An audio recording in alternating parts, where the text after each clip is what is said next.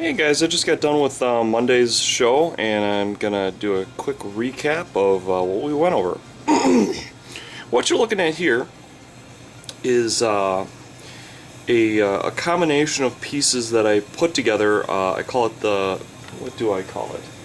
The Celestial Lodge of the North Seer, just because it sounds haughty and better than you, which, as you can guess, is High Elf. But this piece is made up of a number of different aspects. It's got kind of the pillar stones with a fancy kind of scroll work on the outside to make it just a little more decorative. And as you can see, you can actually go underneath that bad boy. Kind of cool. I apologize for the pizza cardboard. That's actually going to become masonite once I get around to cutting it. The piece here is an actual bowl. You can go to Dollar Tree. You can get it for $1. It has beautiful, absolutely stunningly beautiful texture to it. I'm going to dry brush that up to look like carved wood. And then you'll also notice the top has got a similar style bowl. It's got similar motifs going on with it. The smaller bowls, as you can see, there's 4 of them.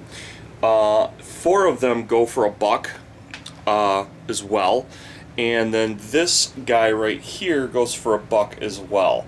And it's a nice medium sized building rooftop. I use, like I said, this is the very basic design of pillar as opposed to what you saw on the Celestial Tower. And it runs, you know, with varying styles. I broke up the style here. One of the things I wanted to point out about this design to help your builds is normally, I have to actually sit back from this. We can't see the whole thing. Here we go.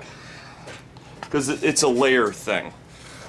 Typically, your large structures are going to be the bottom pieces holding everything up. You'll notice that this is a reverse. I went with the bottom design being smaller and more decorative, and the larger style pieces are up on the top. This is to create kind of a an interesting kind of problem at the back of the mind. You want to make things. Sometimes you want to do things upside down or backwards, or just different to create more visual interest. And that's what I did in this case. Is by breaking things up and changing them around, it still works. It still works visually, but it's a much more visually interesting piece to look at now, because in the back of your mind, your brain is kind of working through this interesting little problem that I'm throwing at it on purpose, and that's what good terrain guys do. Is they create little visual discrepancies, and they let your mind play around with it. And that's something I've always admired in other terrain people, is when they do that. Now, so went over that concept. You'll notice I've got a lot of beads here. There's some really great things here. These are excellent for putting detail into your piece without having to actually work that hard for it.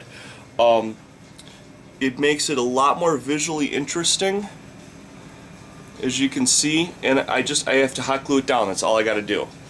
You know, here I actually took a blue crystal and I cut it in half. I'm planning on doing some light source work with that, and I've got LED lights here that create their own little form of interest. If you go to the DM's Craft, DM Scotty does a really great how-to on using LED tea lights for brazers. Let's see what else. Always check out thrift stores because you're going to find really cool things like this, hopefully. If you're lucky like I am, I tend to find things like these. Up north, I was able to get these at discount because the season was ending. Resin Bears. There's that one, and this one here. I want to say I got them for around, I don't know, $1.50, $2 a piece. So if you look at everything that's bought for this table, I'm guessing it ran me around $10 as far as store-bought stuff, not including the trees. Actually, I'm having a really hard time trying to find where I can get this material. This is the material right here you want to look for. Really dense. It's like an air filter. Or someone also mentioned floor scrubber. May use the same stuff. I'm trying to find an economical alternative and or just find that stuff again so I can make more trees. Because I really like the way the trees look. I think they look beautiful. Now the trick is just finding the stuff. So, but that's what's going on. It's a quick overrun of the show. And for all of you that stopped by, thank you so much. We had some big heavy hitters there. We had Greenleaf. We had the Mini Girl.